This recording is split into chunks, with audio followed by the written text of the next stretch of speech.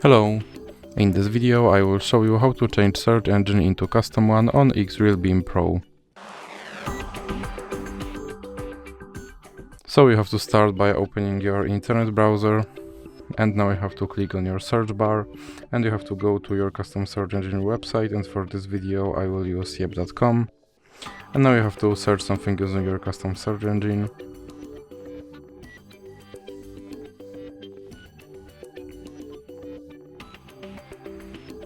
And now click here and go to settings, then click on search engine, and in recently visited you should have now yep.com option, so you can select that and then you can click back.